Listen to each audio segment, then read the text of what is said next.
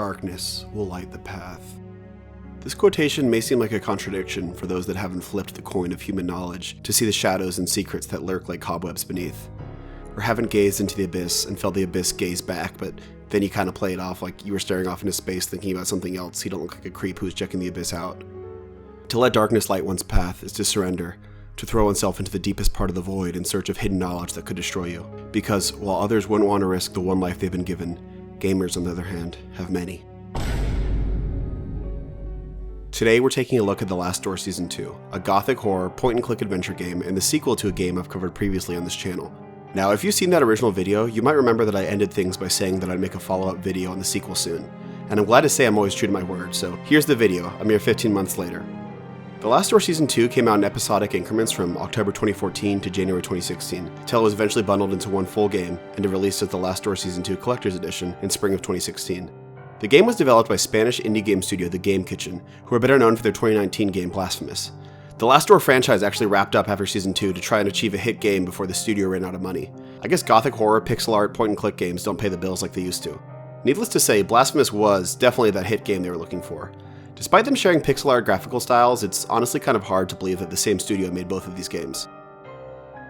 One thing I praised to high heaven about the last game was the music and art. Some would even say I was pogging over it. Carlos Viola, the composer of the original game, came back to score Season 2, and the music is just as incredible and perfect for the setting as the first game. The darkly determined pianos, the spidery violins, and the menacing walls of strings build up to an atmosphere of a dark journey unfolding before you, a horrible secret being uncovered, a final revelation that is brimming with equal parts excitement and dread. Essentially, the music is just as good as it was in Season 1, but the art though is actually better. Technically, the animations are much smoother than they were in the first game, characters' motions are less awkward, and backgrounds are way more kinetic. I love the backgrounds in the first game, and I think they perfected them here. There's a gorgeous use of color and individual pixels in crafting a scene. In fact, the limited amount of pixels leads to, I think, a more impressionistic style, redolent of moody, romantic landscape paintings that I loved. There's also just such an attention to framing the individual scenes, like a shadowy tree or a statue in the foreground obscuring the scene, or sometimes even an actual frame in the foreground, like in this prison cell. It all gives this creepy, voyeuristic feeling that we are being watched while also being the watcher ourselves. There's also the diegetic sound, which I've neglected to mention. Yes, the music is great, but so are the ambient soundscapes.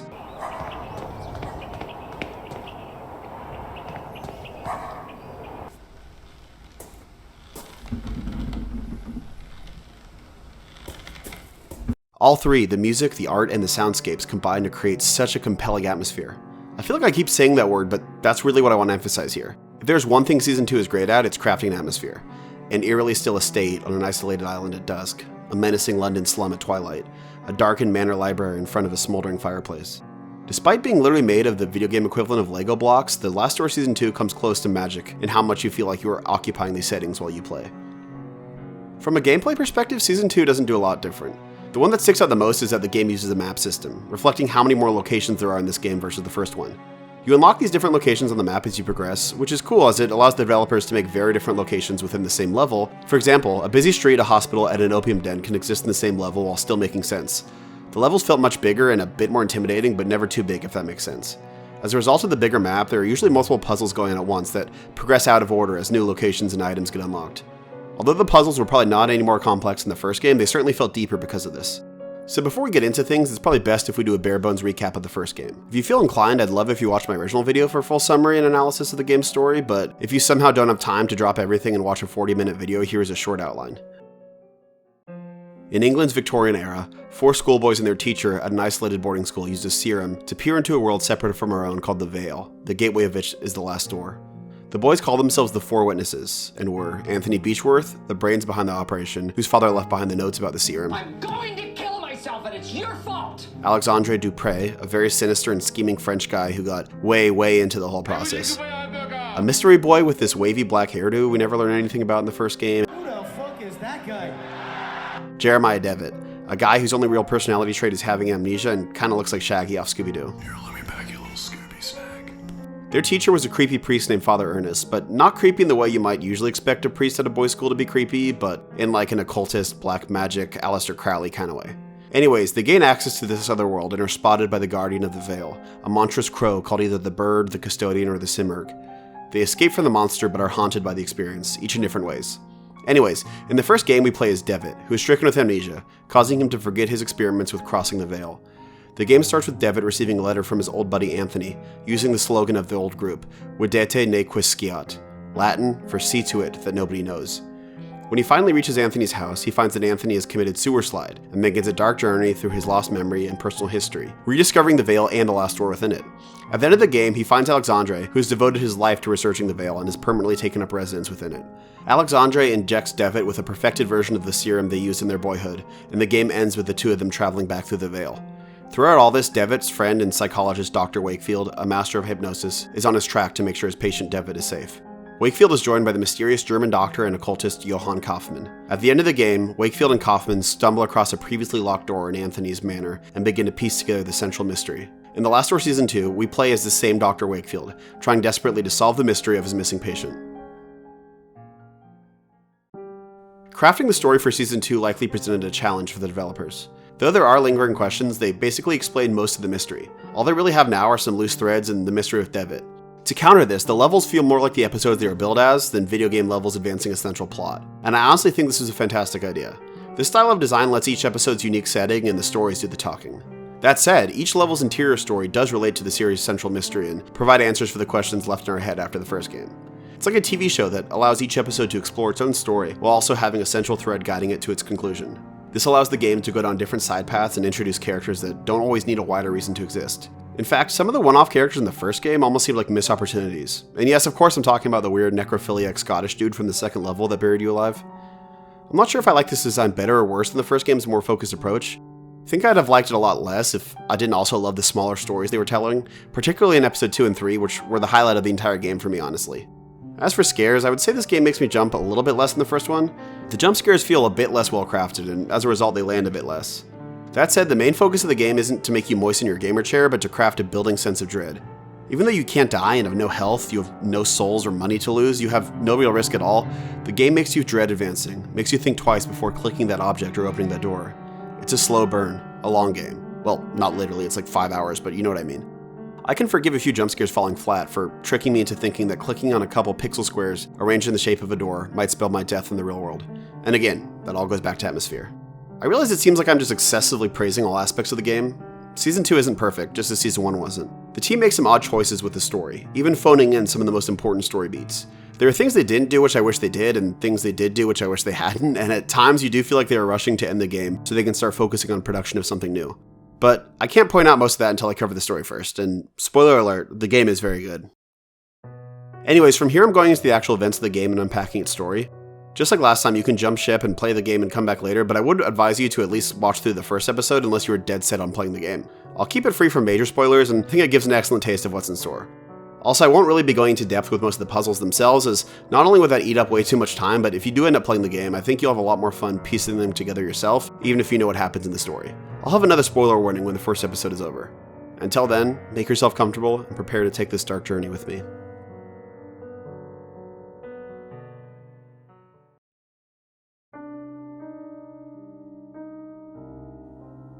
Just like in the first game, each episode begins with a short prologue where we play a different character, the significance of which isn't revealed until later. At the beginning of episode 1, we play as an old woman boarding up the windows in a house, while despairing mysteriously that they are coming. The level truly begins with Dr. Wakefield, our protagonist, waking up from a recurring nightmare, where a creepy man missing an eye approaches him on a slummy street and demands he give me back what he took. Wakefield is tracking Alexandre after the mystery of Anthony Beechworth's house, and he is checking out the lead of East Hill Lunatic Asylum in London, an institution Alexandre seemingly spent some time at. At the asylum, he meets a few fellow patients, most of which don't know much about Alexandre. These include Kong Hill, a former soldier who refuses to talk to us over shame at his own cowardice, and Miss Kona, a mostly mute old woman we recognize from the episode's prologue and who seems to know something about Alexandre. When we mention his name, she begins to pound on the table, which is honestly very alarming. Eventually, Wakefield finds the archives room, but Alexandre's page is ruined, besides an address on Paul Street, a reference to the central location in Arthur Macken's story, The Great God Pan. When we go there, we find the street to be rather foreboding and empty, besides the burnt ruins of an old church with a creepy cloaked figure worshipping. In the church, we find what seems to be Alexandre's secret goon cave, with a bookshelf of occult texts, this weird machine, and a figure with an eyeless mask.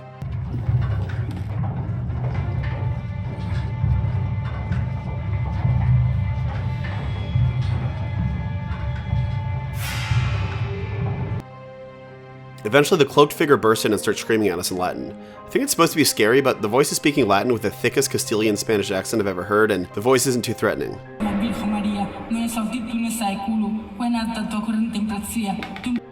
More than anything, the figure is very skilled in the art of yapology. 55 burgers, 55 fries, 55 tacos, 55 pies, 55... We head back to the asylum and, using the metal we found at Alexandria's, finally get Conghill to open up.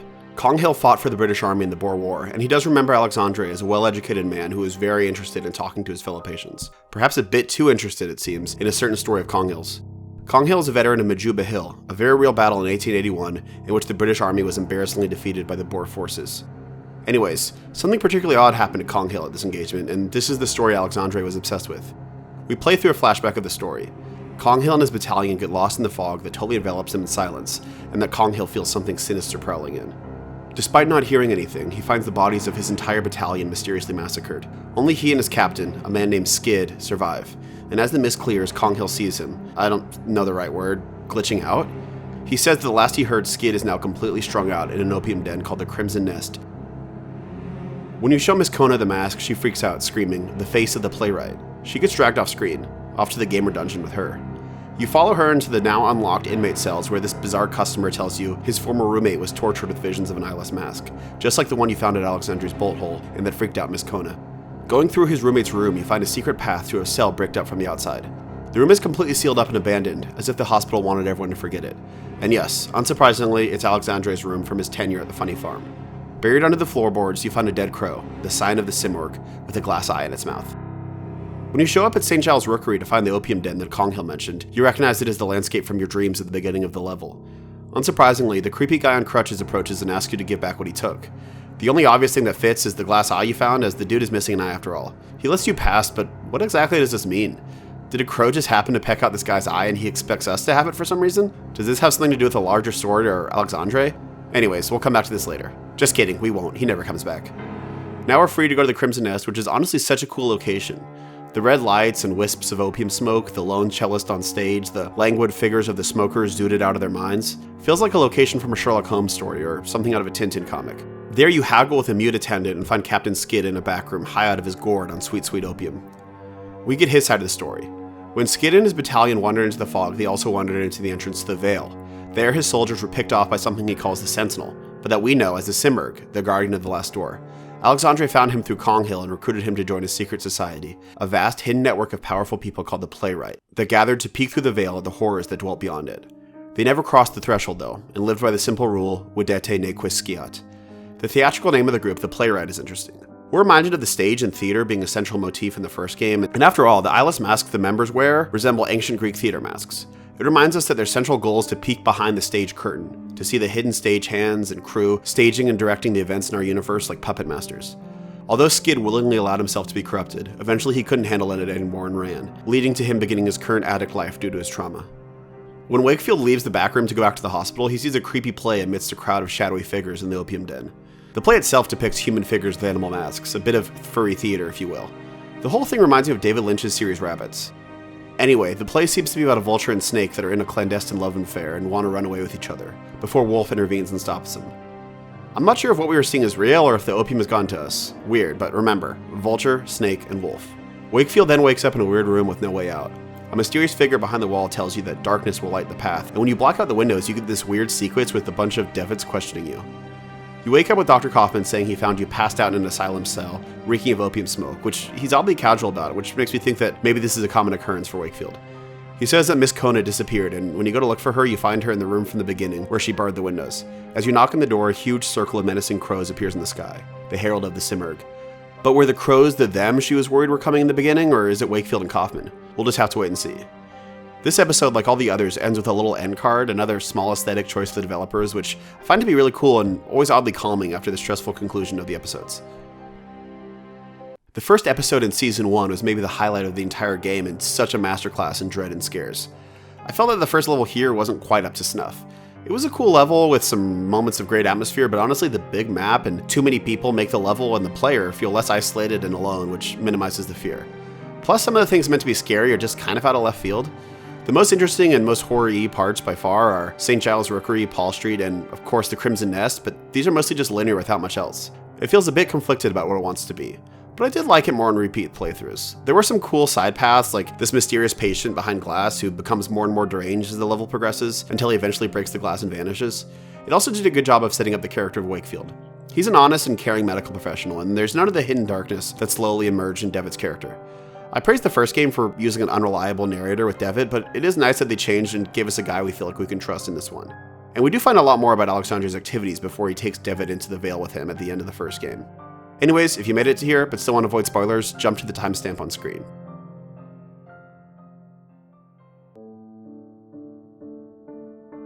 Chapter 2 begins with a red-haired man in an odd tunnel, with these weird listening device tubes before he blows the tunnel shut. After the events of the asylum, Wakefield and Kaufman take a little cozy train trip to visit an old acquaintance of Kaufman, who first got him on the path of the occult, a man he hoped never to see again, to find more about the Playwright and the mysterious rituals. You arrive at a decrepit mansion in the snowbound seaside town of Wickport. Dr. Wright is catatonic in bed, seemingly showing signs of Alzheimer's and not recognizing who either of you are. Surprise, he's the guy from the episode intro.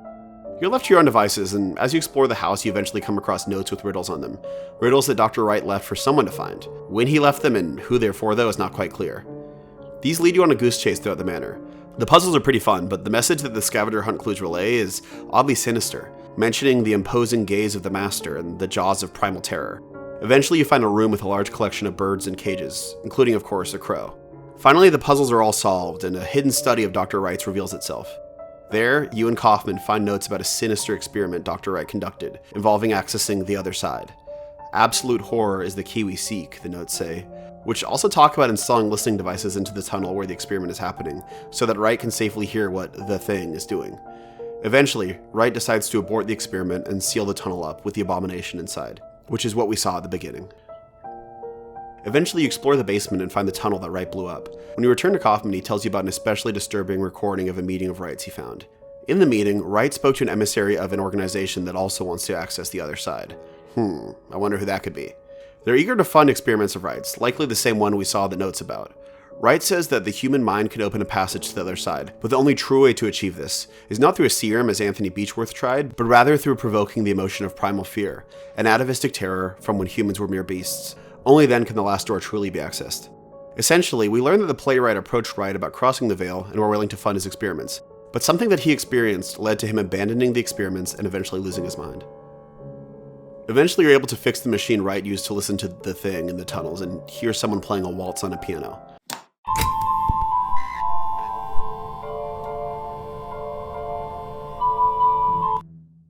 Equally disturbed and confused, you and Kaufman decides to hypnotize Dr. Wright to see if you can break him from his stupor and get some answers. You guide Wright through a dream landscape and into an underground tunnel until he eventually finds some creature he's scared of and begins to panic. Kaufman suddenly falls sick and you debrief about the hypnotism. There were odd elements in Wright's dream world, namely an underground tunnel, the seaside, and this mysterious figure. Kaufman is too ill to continue, so you go off to explore the village by yourself. Here there's a really cool tone shift in atmosphere between the village and the mansion, which Chapter 1 didn't really nail. Even though you're in the same town, you feel like you're in different worlds, and because each world is so fleshed out, the contrast works quite well. You meet characters like a priest whose flock has abandoned him in favor of drink, a captain turned town drunk who is haunted by supernatural experiences at sea, and a woman who may or may not be a ghost that wants you to lay flowers on her lesbian lover's grave. I'll provide puzzles and more intrigue and atmosphere, but the individual stories do connect to each other, and the larger story in episode 2. Mainly that Wright has been acting batty for a while, and that the locals are really freaked out by a bizarrely shaped creature they've seen near the coast, by Wright's destroyed and abandoned summer house. Later, you return to the Wright mansion to find it eerily quiet, without even the housekeeper.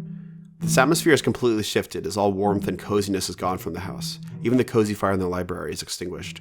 Wright is gone, but you find a note from the Conference of the Birds that mentions that the birds would become lost from the wayward crow, if not for the quick thinking of the wise hoopoe and red robin. Without the hoopoe and the robin, silence would have fallen forever.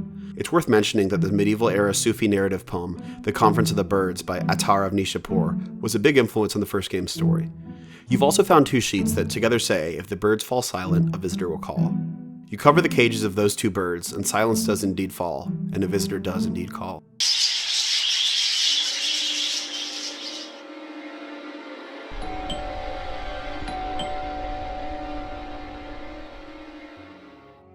The previously closed front door is now wide open, and as you walk out of the library, you hear him just ahead of you.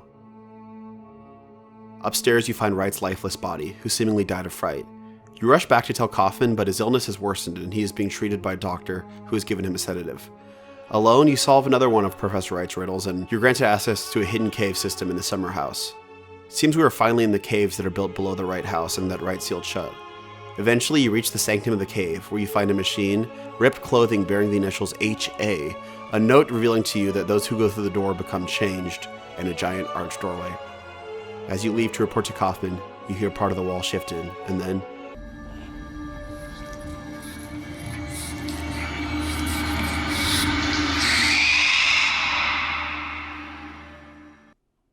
So, there's a lot we learn here. Wright had a new plan to bypass the custodian by using the perfect setting to induce sheer horror rather than the serum, which, judging by his corpse, was the same fate he met. Now, I had never talked about this in my first video, but there was an extra in Season 1 that revealed the name Hugo Ashdown on a list with the corpse of 4 witnesses members. HA was the initials of the guinea pig Wright used to pass through the door, so it's safe to conclude that this was the mysterious Hugo Ashdown, who was also likely the missing member of Devitt's school group. However, we learned that when those that pass through the veil return, they are somehow horribly deformed and monstrous. As when Ashdown returned, he became this creepy arm monster that looks like a cross between the monsters from Parasite and one of those giant hand things from Elden Ring. However, it seemed that the Hugo monster retained at least part of his humanity, as he is capable of playing the piano. Also, it's worth noting that the local folklore in Wickport about monsters and unknown shapes seen by the cave was the body of poor Hugo, permanently driven out of society due to his monstrous form. It's worth noting, though, that he doesn't seem to want to kill or hurt us. We've seen other strange creatures before too. Could they also have been botched experiments that avoided the custodian as Hugo did, but were mutated when they tried to return? Anyways, after the slight disappointment of the first episode, this episode is absolutely awesome. I love this creepy, riddle-obsessed character of Wright, who planned this sinister scavenger hunt before going catatonic.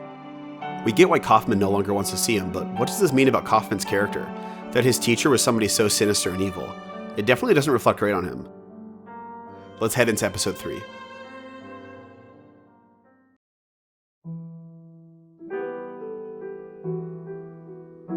The beginning confirms our theories that the monster/guinea pig was Hugo Ashdown, and that he was the 4th boy from the 4 witnesses experiment, as his wavy black hair matches. We see him prepare for the ritual and then cross through the stone archway into the veil as members of the Playwright watch. Under hypnosis, Wakefield remembers what happened and the hideous wail of the monster, which seems to be a partly human, desperate cry for forgiveness.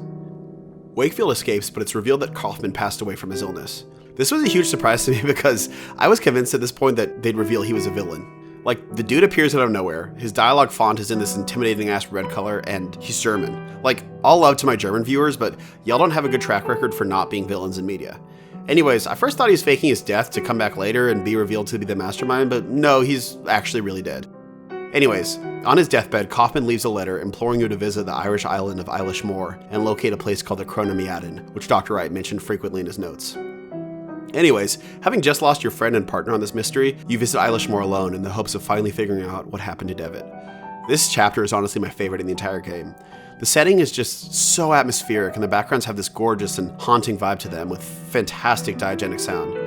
The island is pretty unpopulated at the best of times, but as weird things happen, it becomes more and more empty to the point where you're all alone. You can't help but feel all your actions are being watched, that you've been thrust into events that have already been planned out for you. Plus, the story of the episode is just so bizarre and gripping. I would say of all the episodes, this was the one where I most often just had no clue what to do, but it never bothered me. When you arrive, the locals are none too welcoming. Before long, you get a letter from the Lord of the Island, Lord Donan, inviting you to join him at his manor. Donan tells you about a celebration his subjects hold, the Festival of Reunion. The Islanders believe during this time, spirits from the other side return to the island to haunt the living. The Islanders even dress up in masks to keep the spirits from recognizing them. And once you know it, you got here the night that the festival kicks off. Donan takes you on a walk around the island and tells you that locals believe that gateways to other worlds can be found in the heavy mists of the marshes. Now you are basically on your own to explore the island and find out where the Chronomiaden is. While exploring, you find a giant ominous pit built around what seems to be Roman ruins in the hills, and locals tell you stories about evil spirits that drag unfortunate victims through the mist. Slowly, the villagers disperse, and eventually you find the locals wearing animal masks and congregating around an alder tree in the graveyard, bearing shattered mirrors. You meet the island's schoolmistress and learn a lot more about the island's folklore and recent events. You learn that Lord Donan's son, Kieran, an inquisitive student in the teacher's class, has recently vanished while exploring the hills. She tells you more about the Festival of Reunion too, that the masked islanders you saw in the graveyard were bearing mirrors around the alder tree to dispatch of all signs of their true identity to keep the evil spirits visiting them from recognizing. The alder tree keeps these mirrors safe as its roots grow in both worlds at once. When you ask her about the Chronomiaden, she tells you an odd story. You see, the Chronamiadon is apparently the home of an evil creature called the Crooked One, and is believed to be at the bottom of the pit you found earlier. The last member of a family called Ladesend apparently defied the spirit in the Chronamiadon, and in revenge, the Crooked One burned down their home. You also find a drawing that Kieran made that apparently depicts the story and gives us a clue into what else we'll find on the island. We learned a lot from the schoolmistress, but we feel that there's a lot more that she isn't telling us. A child from Kieran's class tells us that the boy went missing after finding an engraved disc at an abandoned house. Guided to this abandoned house, it seems it's the one burnt in the schoolmistress's story and Kieran's drawing, the home of the Ladesend family. You find a letter from a woman named Brigid Ladesend, a member of the family that was living in Dublin but moved to the island when her Aunt Myra bequeathed her the house. Eventually, Brigid finds some disturbing secrets about the island by Myra, seemingly referencing the Chronamiadon being in the family crypt of the island's abbey. There, she finds a revelation about her family so horrifying she burns down the family house. She mentions an iron disc she found in her aunt's things that opens the crypt, certainly the disc that Kieran also found before he went missing. In fact, it seems that Kieran may have been camping out in the abandoned house for quite some time. As all this happens, you solve puzzles and unlock new areas on the map to keep the plot going. Menace is increased as slowly the island becomes abandoned. Even the mass celebrants from the graveyard are gone. Instead, you find these creepy Wicker Man figures. I'm glazing over a lot, but eventually you find a lighthouse whose keeper has been made blind by a very suspicious accident. After you dig up the mirrors from the graveyard, you get surprised by this creepy figure in a dragon mask. Though eerie, he's not too threatening though. In fact, it seems like he wants you to follow him.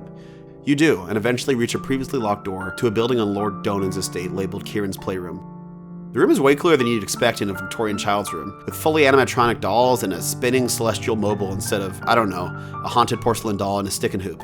It kind of reminds you of the baby's room from Spirited Away, and despite how elaborate it is, it's still very creepy with the lullaby and the dancing, clacking figures. Behind the stage curtain, you see the dragon mask cast onto the floor, and a deformed hunchback shadow pacing nervously in the darkness on the other side of the room. Weird. It's worth noting that the island's folklore talks of a dragon called the Crooked One, and here you have a dragon mask and a deformed, crooked figure. Although Wakefield is too scared to look further into the shadows, we do find the engraved disc Brigid Ladesend and Kieran's friend mentioned. You're finally able to light the lighthouse, which illuminates the mural on the abbey wall Brigid spoke about. And I don't know, it's just really cute to me that now the lighthouse is lit and rotating on the map as well. At the abbey, you insert the disc into the mouth of a creepy figure depicted on the wall mural, and a hidden door opens. Behind you, the last Wicker Man bursts into flames. No turning back now. In the abbey basement, you find yourself in a chamber beneath a giant pit in the hills, its walls lined with coffin. Among them are the coffin of Myra Ladesend, and when you open it, you realize what drove Brigid to burn down her ancestral home.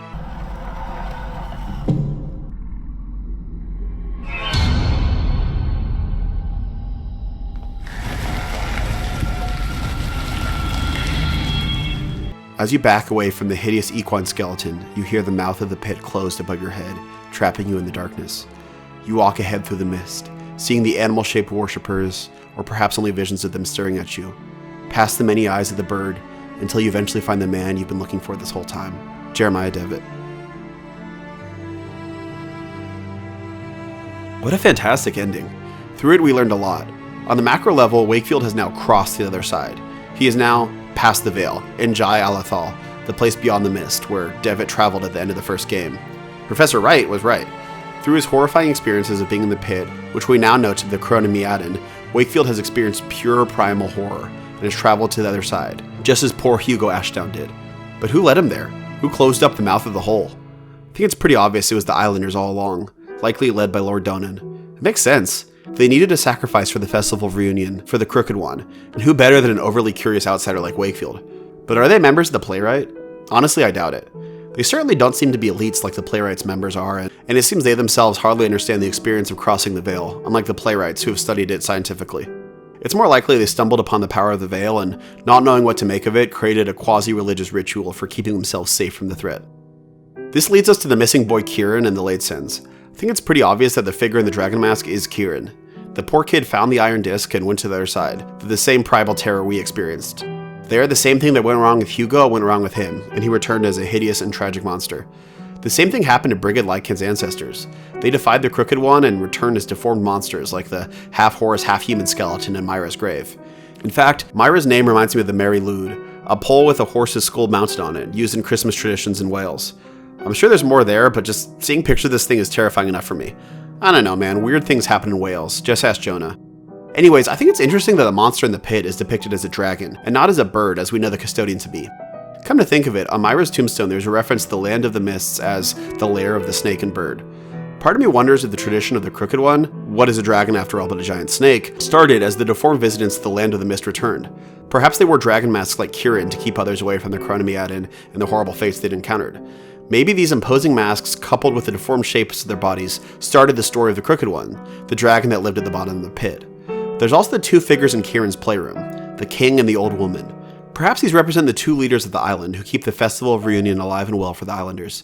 The king could be Kieran's dad, Lord Donan, who commands and rules the islanders and works to keep away outsiders, and the old woman could be the schoolmistress, who shapes the islanders' beliefs and fears from a young age. If true, the fact that the two adults Kieran should have trusted most, his father and his teacher, led the rituals that stripped him of his humanity, makes his fate even more tragic. He's just a child, basically the crown prince of the island turned to a pathetic mute outsider from his thirst for secret knowledge. Anyways, the bird and the snake. Remember that as we start episode 4.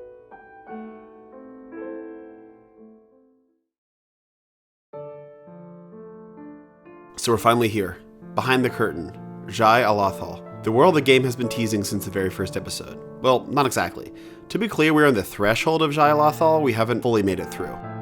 This episode is unsurprisingly the most heady, and also probably the most horror-focused in the game so far, as they're able to break any conventions of the material world, since we're now in a surreal, nightmarish, ethereal plane. The zone looks cool, and I love the eerie stillness as if time has suddenly paused. If I had a criticism, it does feel a little bit overly bare, which I know is the point, but I wish they leaned more into the surreal aspect with its design, though details like this giant stone head floating in the water are cool. Devitt tells us that we are approaching the threshold, that he'll meet us on the other side, and that darkness will light your way. We're on our own now. In the misty ruins we meet masked figures, members of the Playwright who have lost their way or their consciousness in the land of the mist.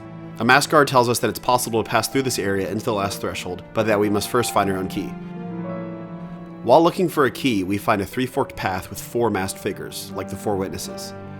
On the only path open to us, we find a nightmarish version of Anthony Beechworth's mansion from the first level of the original game. If you remember, Anthony was the one who originally reached out to Devitt, but then killed himself out of guilt and implored Devitt to stop the quest that he had started. It was him who stumbled upon the idea of the last door in his father's notes and made the serum that allowed the 4 witnesses to appear beyond the veil. As we solve the puzzles, and I'm using that term lightly here as the adventure gaminess is very, very light in this level, we get flashes of Anthony's memory and insight into his psyche. We see Anthony debating with himself whether to send a letter to Devitt, fighting with his own guilt at the suffering the Playwright has caused, and finally deciding to warn Devitt when his wife dies. It's a very cool section, and I love that elements from the first game like the dead cat, the phonograph, and the Link statue return, though magnified to a hideous degree. In the end, Anthony was an inquisitive scholar who chose to direct his drive for knowledge to the world beyond the veil. He feels guilt for his actions in a way Alexandre doesn't, but still, he chose to charge forward in his research despite the risks. When we return to the three-forked path, we find one of the cultists has disappeared and a shard of the mask in his place. The second path brings us to a nightmarish version of the school and coastline from the original game's second level, where the 4 witnesses first looked beyond the veil. This section explores the psyche and history of Hugo Ashdown, the character that was kept out of the first game but whose fate we've witnessed in Chapter 2. It seems Hugo became a painter, whose work references the experience he underwent peering through the veil. In one of Hugo's memories, Alexandre approaches him about a way to cross the veil safely. This section mostly revolves around solving a puzzle involving a piano, mirroring Hugo playing the piano in the tunnels beneath Wright's home. Also, call me crazy, but you can't tell me that these 3 figures aren't supposed to be a FNAF reference. Like, that is literally Bonnie, Chica, and Foxy. Anyways, there's an interesting message on one of the statues that, though written backwards, says that peering into one's truth is forbidden, and that were the snake and the bird to meet, ultimate madness would take inhuman form. Huh. Well, the snake and the bird were mentioned in Chapter 3, so let's hold on to that. Anyways, we see more of Hugo's memories in which Alexandre outlines the plan he has to fund Wright's research that presents a way of crossing over that bypasses the custodian, aka the Simurgh. He wants Hugo, owing to his sensitive artistic temperament, to be the first one to try the journey, as we've seen before. After playing the same waltz Hugo played in the cave, we find this horrifying thing. A quivering giant on marionette strings. Final memory shows Hugo in the same classroom we just visited, approaching the shadowy shape of a child. Though the screen cuts to black, when Hugo touches the figure, his transformation takes place. It's interesting he references his hand, as I think that his monster form basically resembles a gigantic walking hand. Well, I guess now we know what peering into one's truth means. If one encounters the aspect of one's own psyche in Jai-Alathal, then that's when the monstrous transformation happens. This struggling childish form was certainly part of the sensitive Hugo's psyche that he was never meant to come into contact with. It seems that Kieran and Myra Leidsen made the same mistake as Hugo. I think it's interesting that the last aspect of Hugo's psyche we find is this gigantic puppet that seems to be suffering in pain. At the end, that's all Hugo was for Alexandre. Not a friend, but a puppet. A guinea pig to test a mad scientist's dangerous theory. It seems that Hugo was living a fairly normal life before Alexandre got to him and enticed him to come back in. If Anthony's sin was being too inquisitive, it seems that Hugo's was being too impressionable. Poor guy. Back at the crossroads, we get another piece of the mask. The last puzzle is through some dark woods using symbols carved into trees to navigate, and honestly, this part just sucks. The fact that we got nightmare versions of the first 2 levels from the first game was so cool, but instead of perhaps doing a subversion of the 4th level, exploring Alexandre's memories, instead we have this. If you weren't lucky enough to take wax etchings of symbols in the previous 2 sections, this part is just trial and error. Anyways, we get another memory featuring this very aesthetic shot of the 4 boys looking out at the sea at their old school. They had just conducted the experiment, which they considered to be a failure, and Anthony says that his father's notes talk about the same ritual being conducted across different cultures, but always the journey is stopped by the custodian, the Simurgh. This is obviously where the idea begins to germinate, that if one could only avoid the Simurgh, crossing the veil would be possible. Also, yeah, I appreciate the shot. It's just really cool and it seems like it's from a coming-of-age movie or something. When we finally get out of the tedious 4 section, we see a shadow of Devitt, another memory. This one shows the 4 witnesses discussing Captain Skid from the first chapter, with Devitt assuring them that he can successfully guide them past the custodian thanks to his experience at Majuba Hill. But wait, why is Devitt here? Wasn't Alexandre the ringleader? After an encounter with the Simurgh, another memory shows Alexandre and Anthony at Devitt's bedside, presumably after the ritual led by Captain Skid we just witnessed. Devitt has apparently lost his memory completely, setting up the events of the first game. Alexandre reasons with Anthony that after multiple failures, they've learned enough to figure out the optimal way of crossing the veil, using the perfected Hoopo serum from the first game to induce primal terror in a controlled setting, which is exactly what we saw at the end of The Last Door Season 1. More about the events of that game are beginning to make sense, but we're also realizing that Devitt was much more involved than we originally thought. Finally, we combine the broken shards of the mask and have the key to cross the threshold. We come to the theater we saw in the level's intro, and finally find Alexandre on stage. You confront Alexandre and he tells you that he's unfamiliar with Eilish Moor, backing up the theory that the locals just stumbled upon the path to Jael-Ithal, as many other cultures in history must have done. Alexandre quizzes us who the founder of the Order is. Turns out it's not Hugo or Anthony. Surprise! It was Devitt all along. Devitt who formed the Playwright to find the final truth. This final truth, the truth that the Simurgh guarded, was the power of creation, the first language. After a disastrous attempt with Captain Skid, Devitt lost his memory. All the events of the first game, besides Anthony's suicide, were planned by Alexandre to bring Devitt back into the fold as the leader of the Playwright. However, with his memories back, he wanted to undo the work of the Playwright and keep them from learning the power of creation. Alexandre has guided events so that now we must stop Devitt and destroy the door to Jael-Ithal itself. For whatever reason, Alexandre thinks that will help him, which makes little to no sense at all, but oh well. Here we have the choice to save Devitt and sacrifice Wakefield, or allow Devitt to accomplish his goal and leave him behind so that we can save Wakefield. If we choose to leave and save ourselves, Wakefield magically finds himself back in London. He burns the Simurgh feather as he reflects on the fact that Devitt sacrificed himself to close the last door, forever, with the power of creation. That said, Wakefield feels racked with guilt that he left behind Devitt and vows to keep his promise to Kaufman, to keep the events he experienced a secret forever. Vedete ne quisquiat. I suppose this would be considered the bad ending, but I don't get it. Devitt successfully shut down the door, a problem that we literally just found out he basically caused by founding the Playwright. What should or could Wakefield have done? I get he's traumatized, but why would he have any responsibility to sacrifice himself to save Devitt just because he's his patient? Anyways, the other ending to sacrifice Wakefield has Devitt waking up in London. As he approached Mount Calf to gain the power of creation, Wakefield showed up to take his place, allowing Devitt to leave but sealing himself and all the others in Jael-Ithal presumably forever. Devitt also vows to Vedete ne quisquiat. I guess this is the good ending, but why? Again, maybe it's just a moral scruple, but it makes no sense that Wakefield should save Devitt. Plus, either way, the door is closed, presumably permanently, which is a huge W. Now the custodian can just focus on his job of killing trespassers and just chill. Take up a new hobby, I don't know, maybe make it to Diamond in League.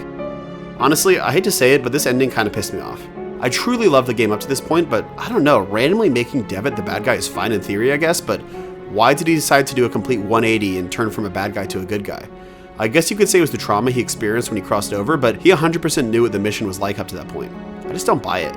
It's not a bad story idea, and I know I praised the first game for making Devitt such an unreliable character with clear ulterior motives, but I have an issue with him magically changing his whole moral compass. Plus, the power of creation? That's what the Playwright was looking for? It seems like the story wasn't hinting that direction at all. It just feels thrown in at the last minute, after they spent so much time perfectly laying out the slow burn mystery of the story. The ending just feels a little bit hollow and rushed. There's some things I really did like in Chapter 4 though. I love that they chose to never explicitly show what the 4 witnesses saw the first time they approached the Veil back in their school days. Learning more about Anthony and Hugo was cool, but I would have liked to learn even more about what kind of people they were. That said, why didn't we learn more about Alexandre while we learned about the other two? About his hopes or ambitions or history? He's just a random evil French dude. Outside of the character of Hugo, I don't really love what The Last Door Season 2 added to the franchise's overarching story, but what I loved about the game was what we learn and experience in the individual episodes that adds to the overarching lore and rules, if you will, about The Last Door and the Land of the Mists. I felt like the smaller stories did a fantastic job of providing much more depth and mystery to the central conceit while also being interesting in their own right. Now, I talked a lot in the first videos about the literary influences behind the game, which is one thing I loved about Season 1. This one does feel a lot less literary, if that makes sense. Like, there is the Great God Pan reference, and I think that Dr. Wakefield's last name might be a reference to the Victorian horror writer H.R. Wakefield. But here I think the Game Kitchen uses a wider range of influences and also focuses on crafting their own story. Episode 3 in Eilish Moore feels like a huge love letter to the fantastic folk horror movie, The Wicker Man, especially with the talk of sacrifice and mass villagers. There even is a gravestone for Christopher Lee, one of the stars of The Wicker Man, in the graveyard, which was a sweet touch. There also seems to be much stronger influence in terms of world mythology and folklore, which brings me to the expanded lore of the mechanics behind the veil that I was talking about earlier. So the bird and the snake. We've seen them repeated as symbols, but what exactly do they symbolize? The initial symbolism of the snake to most people will probably be evil, cunning, or even the devil, as he appears in the book of Genesis. But from a non-Abrahamic religion perspective, snakes and serpents hold a range of other meanings: fertility, immortality, magic. Snakes often are seen as chthonic spirits, associated with the underworld and the bowels of the earth. In some cultures, they can even be seen as symbols of the earth themselves. After all, snakes are bound to the earth by nature. I think this is our clue. The snake in The Last Door represents our earthly, physical self, crawling through the ground in our bellies. We've already talked about the symbolism of the bird from the first game. The bird is our spiritual, awakened selves across the veil, with the ability to fly and soar over the heads of land creatures in the quest for knowledge. Remember how big the symbol of the angel was in the first game, the half man and half bird with one foot in each world. So symbolically and even physically, the snake and birds are opposites. I think this is what the game means when they say the snake and the bird must never meet. It's the earthly self and the awakened psyche coming into contact. If the two meet, the physical truth and the astral truth of one's being, the contact mutates the person, as we saw happen to Hugo and Myra and Kieran. This is reflected in the play from the beginning in the Opium Den, remember? A snake and a bird are in love and want to run away together. The earthly and astral self want to meet, but they must never. Also in episode 3, the crooked one, the dragon that allegedly guards the pit. What is a dragon at its core but a reptile with wings, a cross between the snake and the bird? Even the Conference of the Birds features a section about a peacock who was exiled from paradise after being deceived by a snake. Thus, it's perfect that the Simurgh, the ultimate bird, guards the gateway to Ja-Elithal, and the crooked one, the ultimate snake, guards the gateway into our world. The snake and the bird must never meet. But wait, in that play there's also a wolf that keeps the snake and the bird apart. What's that about? I think the clue to this is really subtly tucked away in the last level. There's a statue of the Simurgh where it's described as a bird with the head of a wolf. So let's say in the play, the wolf symbolizes the Simurgh, the snake symbolizes a person's worldly self, and the bird represents their inner truth. So the Simurgh's duty is to keep the worldly self and the inner truth separate. So instead of an evil guardian, here's an interpretation where the Simurgh, in a way, is making sure others don't meet the fate of Kieran and Hugo, that others don't encounter their own truth and become horrific monsters. The Simurgh might just be the good guy. I don't know, take this all with a huge grain of salt. My main credential is being so obsessed with world mythology as a kid, I checked out and read every book with mythology in the title at least once from my local library. Hopefully I didn't lose you there, but there's just so much to talk about with the story of these games, and honestly that's what I love about The Last Door. The games are short, the gameplay is simple, but the story contains such depth in terms of how many questions or theories you can explore. In fact, I'd say the stories of these games is one of the richest and deepest in gaming. There's even so much more I could talk about, like all the theories you could have about Kaufman's potential past involvement with the Playwright, and Lena Ashdown, a mysterious woman who spent time in the same mental hospital as Alexandra and seems to be Hugo Ashdown's sister or wife. Like, these aren't 40-hour-long games with long-ass descriptions for every pair of shoes you find. These are browser games with silly pixel people. But I think the food for thought the developers raise in a medium that's so purposefully limited is nothing short of astounding. So, this is it. I hope you've enjoyed this time with me. I'm honestly quite sad that my time with this series is over, as I would 100% consider myself a big fan by the end of the journey. Don't get me wrong, I love Blasphemous, but man would it be awesome for the Game Kitchen to return to this IP in the future, no matter how unlikely it seems. I'm not sure what that would even look like, whether it would be another point-and-click game or something completely different. But I have a feeling that the Game Kitchen would hit it out of the park, especially with the resources they have now. Let's hope that happens in our lifetime. I hate to say this, but I think if a streaming service like Netflix randomly chose to do an adaptation of the series, it might honestly be kind of good, but I don't know. I should probably stay careful with what I wish for and grateful for what I have. Anyways, that's all for today. Thank you so much for your time, dear viewer. I wish you all the good fortune in the world. I remain your faithful snuggler. In the skies, like the stars in your eyes.